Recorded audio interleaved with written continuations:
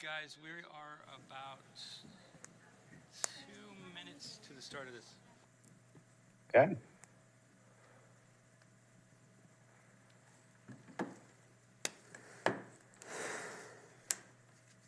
Donald Trump and Nikki Haley have made their case in New Hampshire.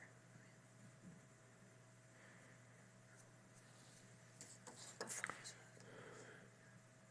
Doesn't make any sense to you.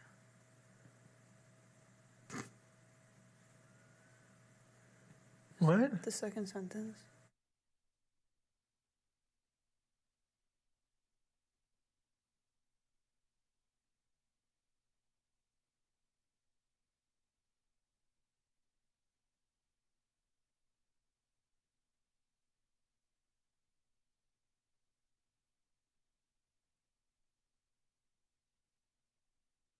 I'm just going to go on TV here real quick, and then I'll thank you so much. That's very kind of you.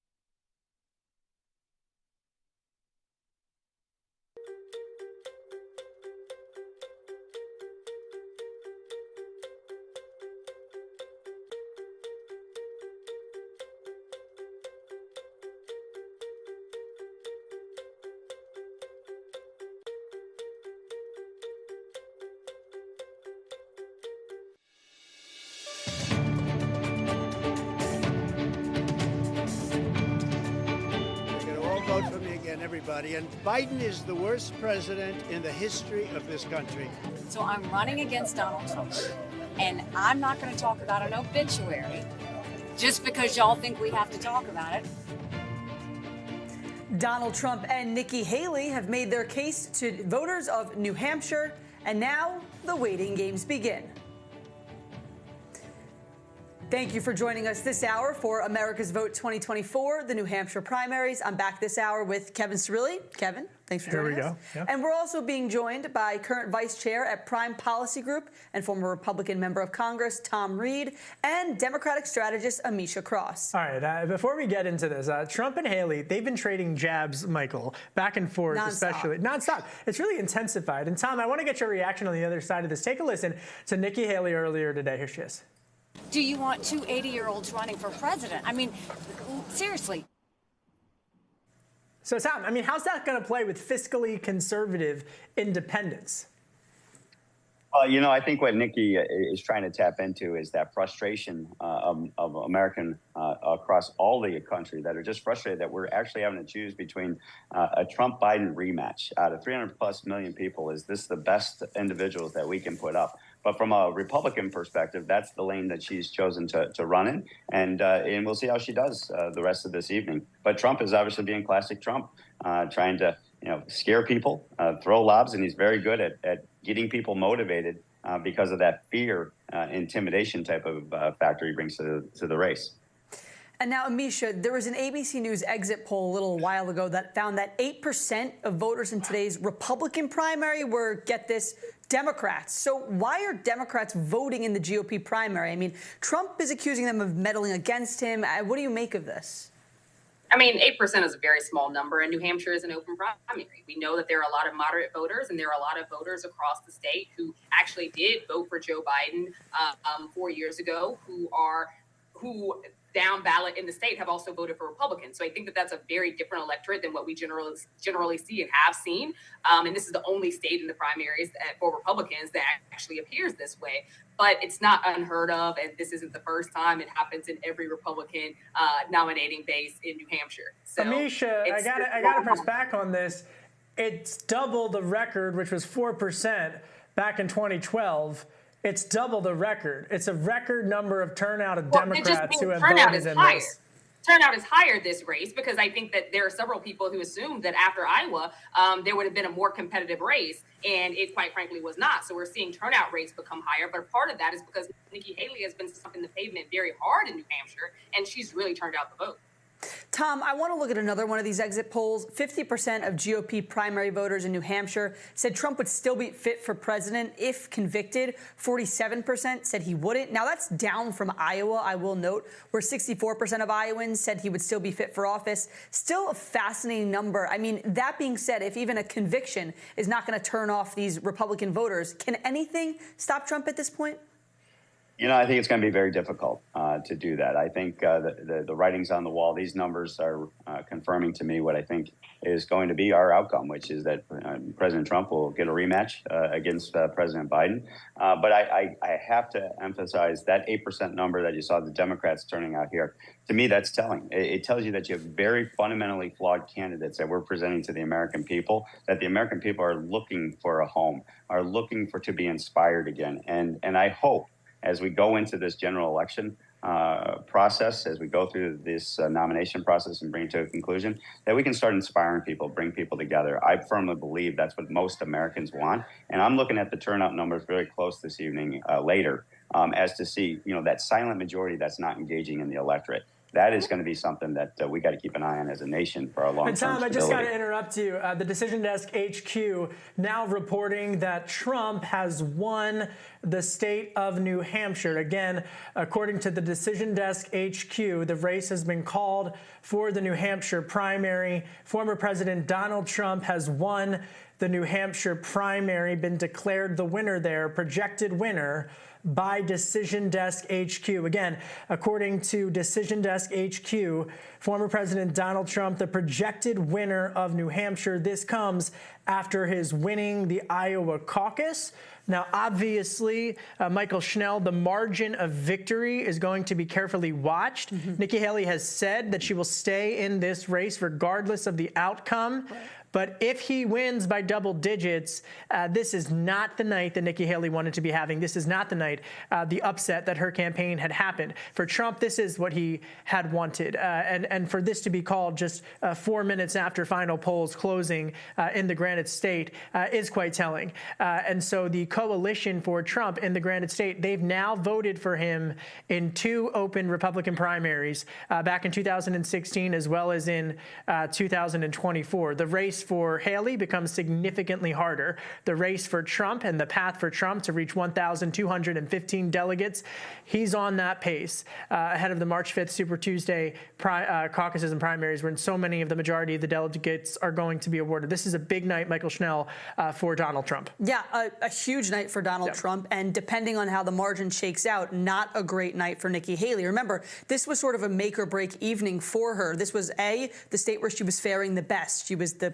strongest in the polls against the former president. A lot of that due to the fact that we have those unregistered individuals voting, more of those moderate and independent voters. I want to bring back in now former Republican Congressman Tom Reed, who joins us virtually. Tom, you've mentioned that the majority of Americans do not want to see a rematch between former President Trump and President Biden.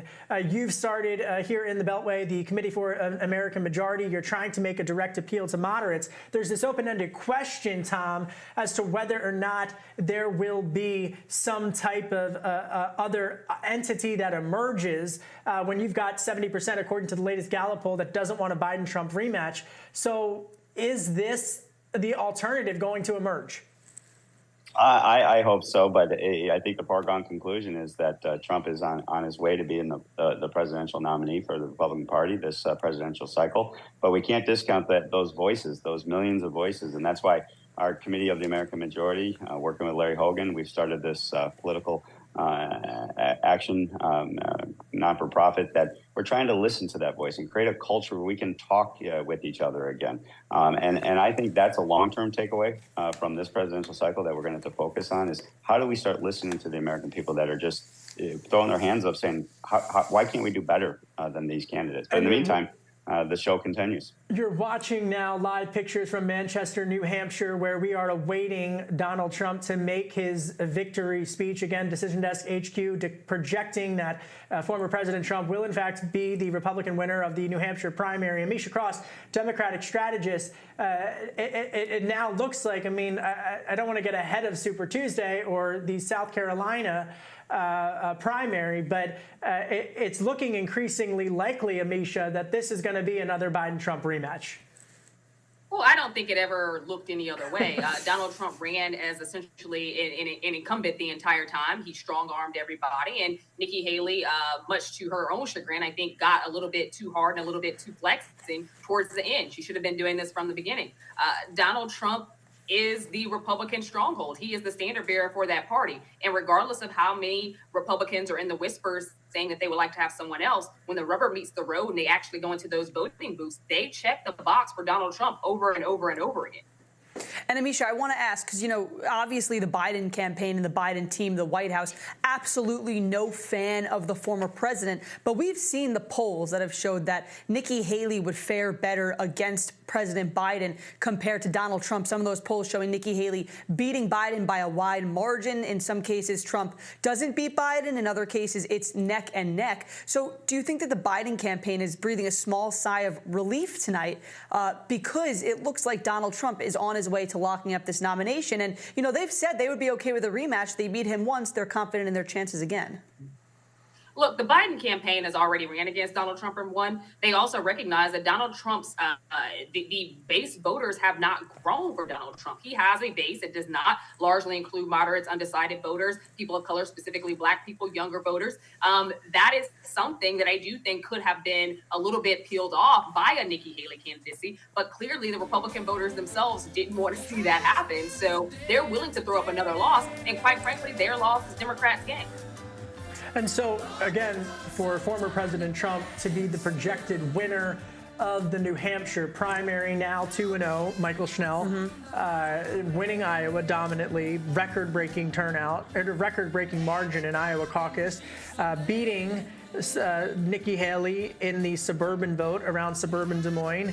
He's the projected winner in New Hampshire. The Haley campaign's argument was that she would rather be able to turn out Republicans who were disenfranchised with Trump. Well, now that didn't hold true a second time. Right. It comes on the night, mind you, when Pentagon officials are saying that the U.S. military has struck 3 sites in Iraq that are backed by Hezbollah. Clearly geopolitics on the minds of voters and the different path forward for the nation. Nikki Haley had offered a much more alliance-based approach. Trump's message on foreign policy has been more isolationist. Right. And so, Tom Reed, I'll bring it back to you here. As now this enters further into the election cycle and the path forward emerges, what specifics now are, you've worked with former President Trump in Congress, you've worked with Democrats. I mean, what is the conversation right now at the Republican National Committee about coalescing behind Trump tonight? Yeah, I'll tell you, we're going to have to take a deep breath after tonight and figure this out, because there's still a faction of the party that just cannot believe we're in this situation with Trump rerunning against Biden. But if I was in Biden camp, I look at these numbers and I see what's going on the Democratic side and trying to look at it objectively. He's a very flawed candidate. He's very weak. And so I just hope the advisors of these individuals start tapping into that positive energy that the American people are dying for. They don't want to be inflamed with fear, fashion, or anger. You know, they want to be inspired to let America be stable and a beacon of hope around the world. And that's what I think the big takeaway I take away from this is Haley's voters are still going to be there. I think it's going to be difficult for them to come home. But at the same time, Biden is pushing people away just because he's one of the most fundamentally flawed Democratic candidates I've seen in a long time. And I mean, Tom, look, we talk about the potential of Republicans coalescing around the former president. It doesn't look like Nikki Haley has that in mind. She was saying before polls closed today that she's not going anywhere. Her campaign put out that memo saying, everyone take a deep breath. I'm not going anywhere. She has a $4 million ad buy starting tomorrow. She's shown no signs of being done with this race. But look, tonight is not a good sign for her, this being called within 4 minutes. Of course, it's going to depend on the margin. But I mean, as being a politician yourself, do you think that Nikki Haley can make the plea to voters? I mean, this is also something Kevin and I spoke about before. It's telling donors that she deserves more money and deserves to continue to be in this race when she's falling pretty far short of first place in a state where she was positioned to do the best.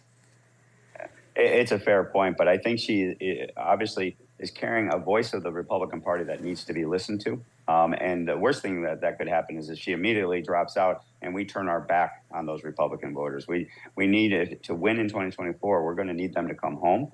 And my hope is that we can inspire them to come home, not scare them. And Joe Biden, at the end of the day, I hope starts stepping up and becomes more of a leader than what I've seen demonstrated today. Michael Schnell, just looking at the quick analysis. I mean, here we are on New Hampshire primary night. We were covering the Iowa caucus just the other week, and so the path forward for there to be some type of an upset, some type of a message being sent from New Hampshire, right? Nikki Haley, in her own words, said Iowa makes a decision, and then New Hampshire corrects that decision. Well, Iowa and New Hampshire have spoken, and they backed Donald Trump. And so when you look at that analysis, based historically on where Republican voters and Republican New Hampshire primary voters have went. 2000, they went for Senator John McCain. They then previously backed Mitt Romney. We've seen that reversal on the Democratic side, where in 2012 they backed the Democrats, picked Hillary Clinton. In 2016, they picked Bernie Sanders. Right. But in 2016 and 2024, New Hampshire Republicans chose Donald Trump. Yeah. They showed up for Donald Trump. They're sending a message. And so that message, I'm curious from your reporting, is often quite different than quite frankly, the conversations that we're having here in Washington, D.C. in the halls of Congress. And they would argue is out of touch when Republicans in the Senate are punting once again some type of deal to be made on something like the border. Yeah, I mean, I think that this shows that the Republican Party is behind the former president. And look, Tom points out that there is a contingent of the Republican Party that's behind someone other than Trump, but it's not strong enough. And it's clearly not the majority of the party. I mean, look, this was Nikki Haley's best chance. This was where she was positioned the best in the polls. She had the best opportunity given those moderate and independent voters. If she couldn't do it here, I think it's pretty clear that the party wants Trump. We also have some other breaking news. President Biden, Amisha Cross, has won the New Hampshire primary. I mean, Amisha, I would be remiss not to mention there was a little bit of drama behind the scenes as to whether or not he'd be able to have that write-in campaign and to become the winner. I think Marianne Williamson was running and some others. But what's an election day without drama? Yeah, right? But Amisha Cross, I mean, that's a sign of strength in many ways that the president was able to get that together and win the New Hampshire primary. It is a sign of strength. You know, write-in candidates and write-in campaigns are extremely difficult. Everyone knows that. But I do think that Dean Phillips is a ridiculous candidate, first and foremost. But also, again, New Hampshire is a lot of undecideds. It's a lot of moderates. It's a lot of people who split the ticket in voting. And I do think that Joe Biden's name still has resonating power in multiple places across this country, particularly where you're seeing a lot more moderate voters. Well, and do you think that it also kind of prevented the inevitable conversation should he have not been able to mobilize that operation? It shows organization, number one, that he was able to do it. But secondly, it also prevents a bad news cycle, to be blunt with you, here in Washington, D.C., where the headlines would have been, can't even win, a Democratic primary, does it not? I mean, just calling it like it is a little bit. I mean, it's a write-in candidacy. It wasn't going to be make or break for the Biden campaign. Their full recognition that the reason why we changed the primary calendar from the DNC was specifically to go to places that are more diverse, that are more representative of the American populace and more representative of Democratic voters. So that's why South Carolina, that's why Georgia have been moved up. That's why Iowa is no longer even in consideration. So, Tom, it's really interesting, though, because those independent voters, the same voters that RFK, for example, that his super PAC has mobilized. And for RFK, it's that streak of that libertarian almost in New Hampshire, live free or die state, that are deciding in 2016, between Trump and Bernie Sanders. And in 2024, one could argue, are deciding not just between Trump and Biden, but really Trump and RFK. No? I think it's a great point, and I think the concerning part that I see is that we're just not listening to the American voters that are not the primary electorate. We're not listening to the rest of the Americans, and that's what RFK was representing. He was trying to bring people together, and it's going to be concerning, but it's the reality of the situation. And Trump's going to be looking like a good night tonight, and we'll see where it goes. But I applaud Nikki Haley for standing for principle, and trying to bring her best to the fight. Tom, there was something I wanted to ask you. There was an interesting exit poll from CNN before the polls closed tonight, and essentially among Haley's supporters, it found that 11% would be satisfied with the former president winning the nomination, 88% would be unsatisfied. Asking you from a Republican point of view, when you talk about those 88% of voters being unsatisfied, do you believe that those are people who at the end of the day will be able to get behind nominee Trump, worrying about having Republicans in office despite their reservations and misgivings about him? Or do you think that there could be some of these Nikki Haley supporters who could maybe do a write-in candidate or do an independent? There's this talk still about no labels, maybe support the president, because it's going to be those voters that are going to be make or break for him when he goes up against President Biden. You know, it's going to be all about coalescing the party. But if we're seeing 88% who would be unsatisfied, I mean, from your vantage point, from your standpoint, do you think these are folks who can ultimately get behind the former president, or is he going to have a math problem in the general? I think there's going to be a problem that they're going to have to recognize, and that's why I hope he starts embracing people and not scaring them away. But at the end of the day, this also is a problem for Biden, because if you have that type of number, Biden's weakness, and as he gets closer in the polls when this becomes a head-to-head, that's going to be very troublesome for the Biden folks. And my hope is that the people start recognizing that we are in a very difficult time as a country, and they need to get engaged. The worst thing they can do is disengage and not vote. That's when democracies die. And that's why they're going to demand that these leaders answer their voice. And that's what I'm trying to be part of as I go forward on my political activity on the side. You know, Michael Schnall, I know you have a question for Amisha, but to your point with No Labels, I'm going to be interviewing Joe Cunningham, who's the director of No Labels, tomorrow. And the question that everyone wants to know is, are they going to expand ballot access to more states? They're in 18 states now, and clearly they're going to be a factor. They've said that they're going to announce whether or not they're going to run a unity ticket, as they're describing it, sometime in March. If that happens before or after Super Tuesday, we don't know. They haven't said. They're going to have to show a little leg at some point in terms of what they're going to do. They have to, because, I mean, people need to plan, people need to understand what exactly, and more importantly, the voters need to know. I want to dip live in now to Nikki Haley in New Hampshire for her remarks. Here she is.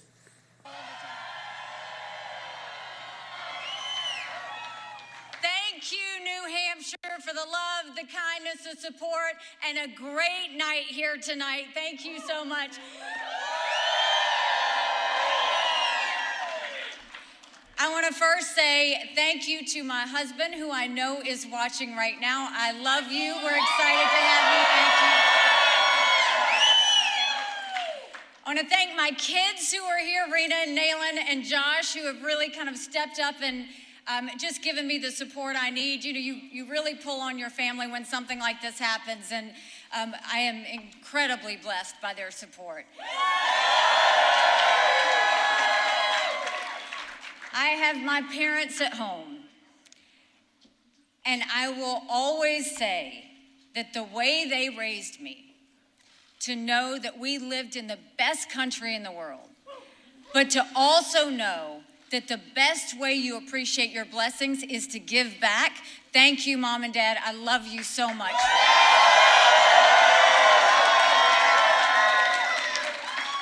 To my siblings, to my in-laws, to everybody back at home, to Vicki for helping me take care of Mom and Dad. Thank you for that. You know, I will tell you, it feels like it's been a lifetime, but it has been almost a year that we've been campaigning in New Hampshire, touching every hand, answering every question, being the last person to leave. And we had the most amazing thing happen is the second that we got the endorsement from Governor Chris Sununu.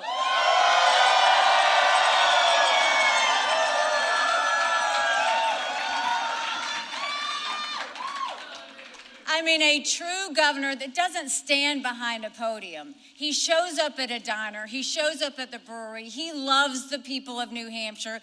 He has been with me every single day at every single event. Chris, I couldn't have done it without you.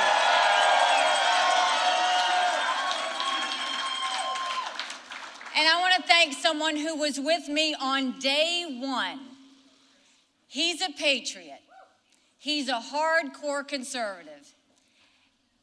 And he is my friend, General Don Bolduc. And Sharon, thank you so much.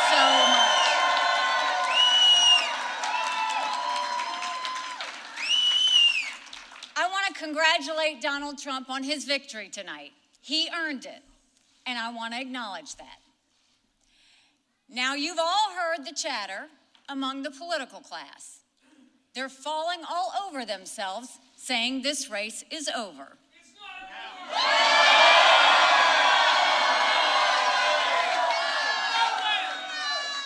Well, I have news for all of them. New Hampshire is first in the nation. It is not the last in the nation.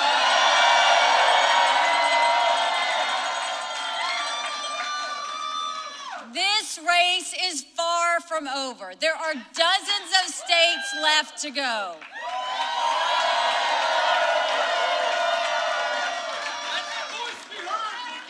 And the next one is my sweet state of South Carolina.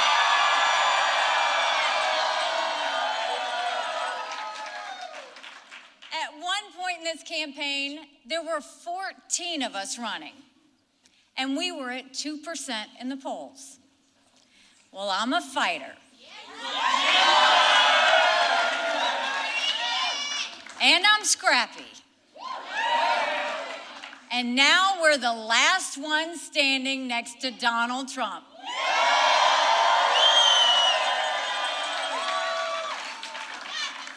And today we got close to half of the vote. We still have a ways to go, but we keep moving up.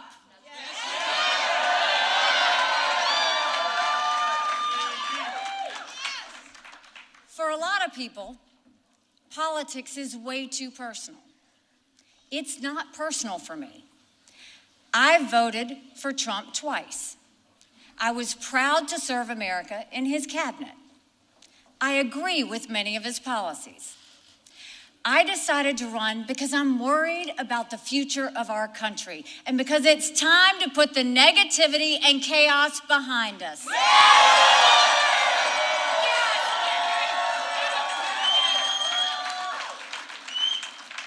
We have an economy that's crushing middle-class Americans. We have a border that is totally open and dangerous, creating a disaster in our country. Unbelievable. We have schools that are failing too many of our children, and we have a world on fire with a war in Europe and the Middle East and a huge and growing threat from China. And then you look at Washington, D.C.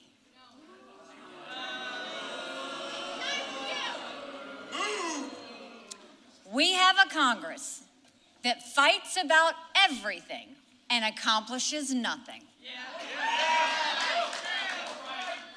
And we have Joe Biden in the White House making one bad decision after another, when he's making any decisions at all.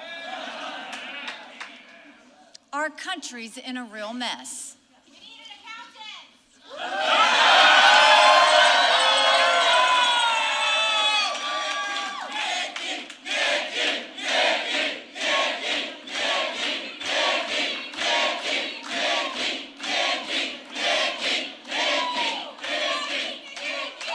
And the question is, who's going to fix it?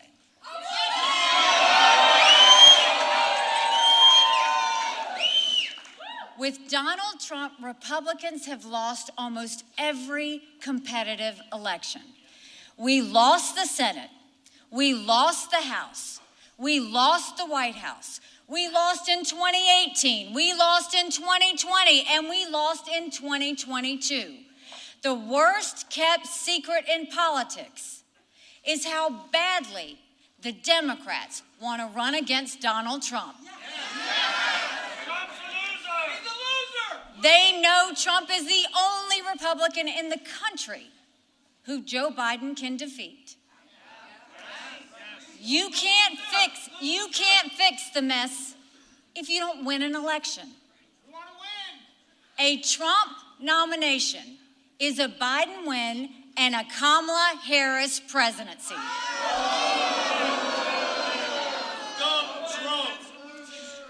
I defeat Biden handily.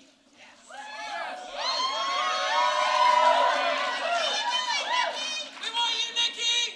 With Donald Trump, you have one bout of chaos after another. This court case, that controversy, this tweet, that senior moment. You can't fix Joe Biden's chaos with Republican chaos.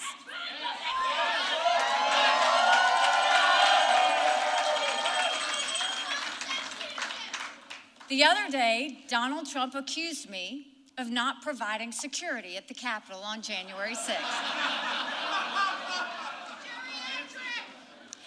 Now, I've long called for mental competency tests for politicians over the age of 75.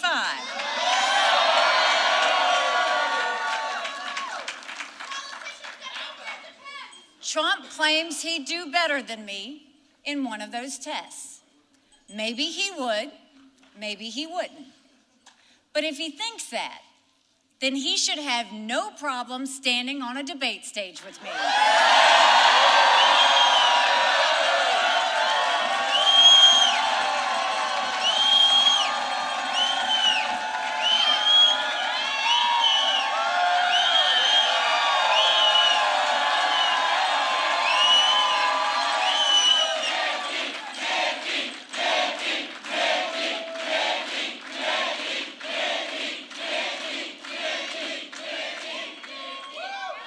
Most Americans do not want a rematch between Biden and Trump. The first party to retire its 80-year-old candidate is going to be the party that wins this election. And I think it should be the Republicans that win this election. So our fight is not over because we have a country to save. In the next 2 months, millions of voters in over 20 states will have their say. We should honor them and allow them to vote. And guess what? In the next 2 months, Joe Biden isn't going to get any younger or any better. We'll have all the time we need to defeat Joe Biden.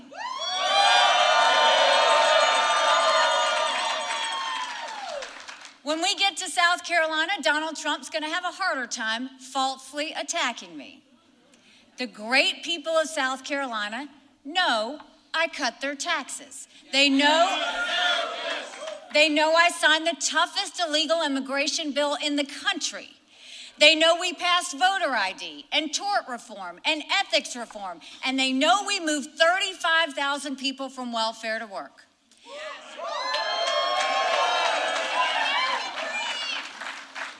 Every time I've run for office in South Carolina, I've beaten the political establishment. They're lined up against me again. That's no surprise. But South Carolina voters don't want a coronation. They want an election.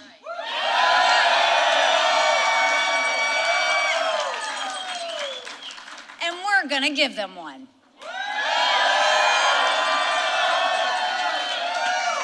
Because we are just getting started. Thank you for the energy.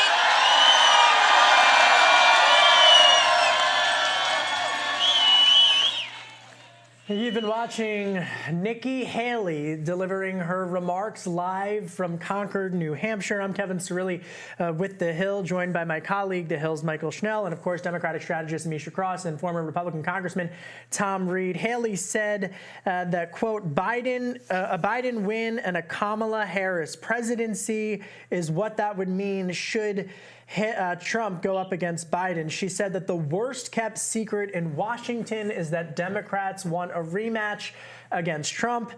She tried to lure the former president to a debate, which Trump has not participated in. And she also tried to reframe the parameters of the debate, justifying her ability to keep her campaign moving forward, saying that she is the outsider to challenge the status quo and the establishment of the Republican Party. She noted the South Carolina primary. She, of course, is the former governor of the Palmetto State, where this race is headed now in the coming weeks. She noted that Super Tuesday is happening in just about 2 months, right, with 20 more states going to happen. She said that she fully intends to stay in the race, that Republicans deserve to make their voices known. And she said that the candidate the party that retires the 80-year-old candidate first will win this election. Yeah. That said, she still lost tonight. Yeah, and she said that we still have a ways to go, but we're moving up. So right there, no indication that Nikki Haley has any plans of dropping out of this race. She is intent on staying in it, even though, of course, she lost tonight in New Hampshire, is projected to lose, rather, which was a key state for her. Tom Reed, I want you to bring into this conversation, what did you make of Nikki Haley's remarks right there? And no, she didn't sound deflated at all. She didn't sound like she lost. She sounded like she's encouraged to move on to the next race, and she has this optimism. But as we've said countless times, New Hampshire was her best shot. It was her best standing in the state, and she lost. So what do you make of these comments and her decision to move forward? Well, I respect her, and I respect that energy, and I respect what she's trying to tap into, and that's that voice that's not being listened to in the Republican Party as well as the nation as a whole. But she is going to have an uphill battle. There is an objective observer looking at this. It's going to be difficult to overcome this Trump voter base that's putting Trump through the primary election process. That being said, she could potentially be helpful in the sense of hopefully getting Trump to start embracing these folks, be more inclusive as opposed to scare people and become, that lightning rod that he is. But let's see what happens. But I applaud her effort and well done tonight in regards to her speech. Amisha Cross, does President Biden want a rematch with Donald Trump? And is he afraid to face Nikki Haley, as we just heard from Nikki Haley? I don't think President Biden's afraid of anyone. However, I do think that there is polling that suggests, and obviously internal conversations about a rematch with former President Trump. At the end of the day, I think anybody wants to match with somebody who they already beat handedly before. Yeah. And acknowledging that, again, Trump's base, the base of the Republican Party, has not grown. The majority of this country is moderate. The majority of this country is diverse. Black voters matter. Younger voters matter. Those people are not in alignment with the Republican Party nor Donald Trump. And I think that those things are the things that he's that we are looking at, that the Democratic Party is looking at as it continues on throughout the campaign cycle. But I do think that she hit on something that was very interesting here, Nikki Haley, when she basically said that a vote for Trump is essentially a vote for Biden and a vote for Kamala Harris. For whatever reason, Republicans love to take digs at Kamala Harris. If this is an age thing, both Joe Biden as well as Donald Trump are, super seniors at this point, and whomever Donald Trump chooses as his running mate would also be within a heartbeat away from the presidency. So I do think that there's something to be said here about the consistent attacks on Kamala Harris, who, by the way, is not at the top of the ticket. Whoever wins for the Republican nomination is running against the Joseph Robinette Biden. See, I thought that was an audition almost for her to be Trump's running mate, which she has refused to say whether or not she would decline an opportunity. I thought she was trying to illustrate the contrast to Trump world, but I hear you, Amisha, on that. But the lore will continue as to what Nikki Haley will do next, but what she's definitely not going to do is drop out of the race. I want to thank Amisha Cross, our Democratic strategist, and of course Tom Reed, former Republican congressman, for joining us tonight as, again, the Decision Desk HQ projecting former President Donald Trump is the winner of the New Hampshire primary. And that does it for me. I'm Kevin Cirilli, joined by my colleague Michael Schnell. Thank you for watching us on America's Vote 2024.